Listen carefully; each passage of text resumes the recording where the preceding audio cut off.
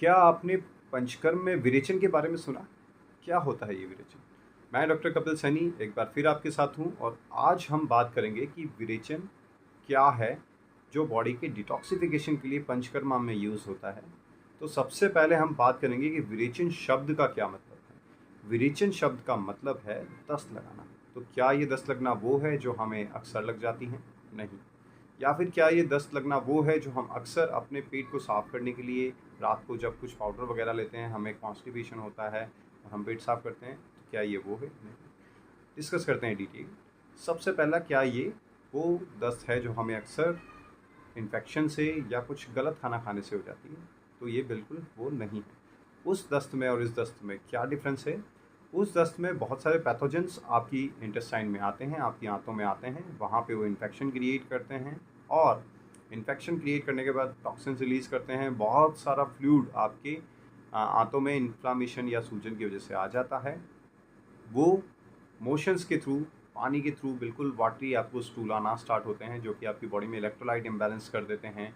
आपकी बॉडी में फीवर आ सकता है, आपकी बॉडी में पेन हो सकते हैं। तो ये सारी चीज़ें उस दस्त में होती है जो कि यहाँ नहीं होती है। ठीक है। सेकंड, क्या ये वो दस्त है जो हम पेट साफ करने के लिए अक्सर लगाते हैं? नहीं, ये वो दस्त नहीं है। उस दस्त में हम रात को आयुर्वेदा में कुछ आयुर्वेदा के पाउडर ले लेते हैं, आयुर्वेदा के सिरप ले लेते हैं, कुछ टैबलेट्स ले लेते हैं, या फिर एलोपैथी में भी हम कुछ सिरप्स और टैबलेट लेके रात को हम मेडिसिन लेते हैं और सुबह हमारा पेट साफ़ हो जाता है, जो कि कॉन्स्टिपेशन के लिए जनरली हम यूज़ करते हैं। वो ये नहीं है। उससे आयुर्वेदा में बोला जाता है कोष्ठ शुद्धि, मतलब अपने कोष्ठ यानी पेट, उसकी शुद्धि करना।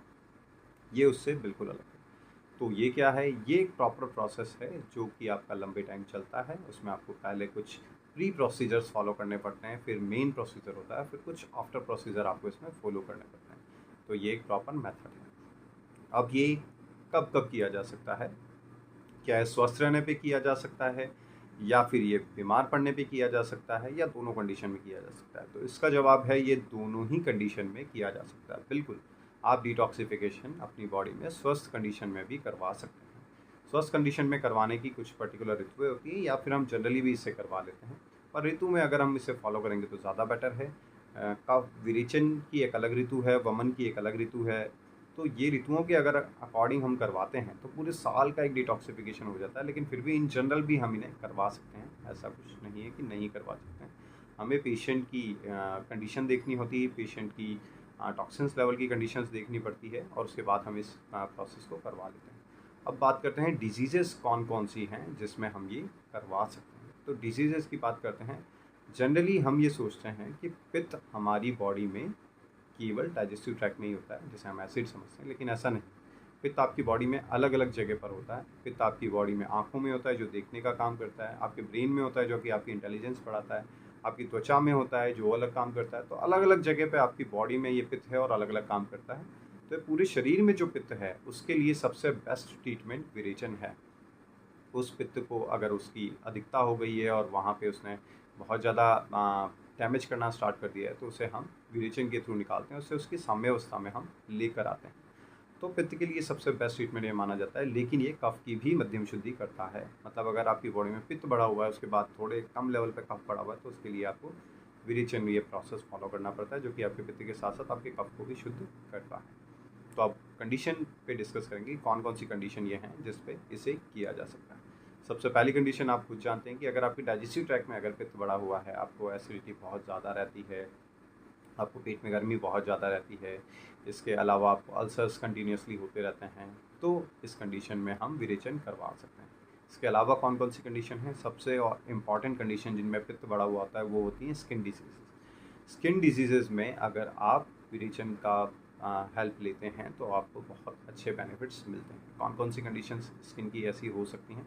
कोई भी क्रॉनिक कंडीशन, सोरियासिस हो सकता है, एक्जिमा हो सकता है, अर्टिकेरिया हो सकता है, इसके अलावा ल्यूकोडर्मा हो सकता है। इन सभी कंडीशंस में हम विरेचन की हेल्प लेते हैं। लेकिन यहाँ ये भी देखा जाता है कि उसके साथ हमें वमन फॉलो करवाना है या नहीं।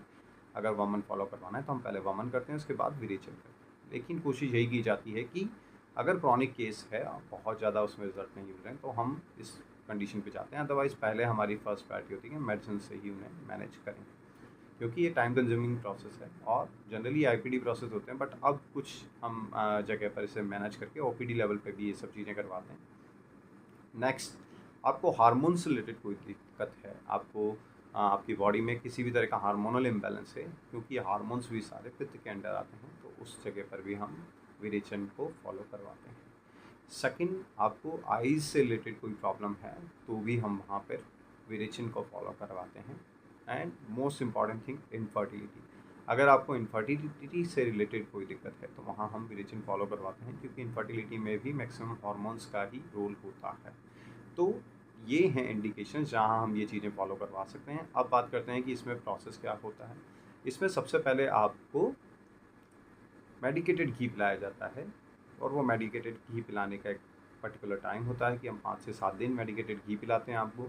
उसके बाद आपका स्नेहन स्वेदन किया जाता है, और फिर सुबह सुबह आपको एक विरेचन औषध दी जाती है, जो कि आपको मोशंस लाना स्टार्ट करती है। धीरे धीरे धीरे आपके मोशन की फ्रिक्वेंसी बढ़ती जाती है, और आपको 5 से 25 तक मैक्सिमम मोशन आ सकते हैं। उसके बाद ये जब विरेचन का प्रोसेस कंप्लीट हो जाता है, तो उसके बाद का जो प्रोसेस है उसमें होता है आपका डाइट में आपको सबसे पहले बिल्कुल हल्का खाना दिया जाता है। उसके बाद फिर धीरे धीरे खाने को सॉलिडिफाई किया जाता है। सबसे पहले लिक्विड खाना दिया जाता है, उसके बाद फिर सेमी सॉलिड दिया जाता है, फिर सॉलिड दिया जाता है। इस तरीके से आपका एक पूरा संसर्जन कर्म फॉलो होता है।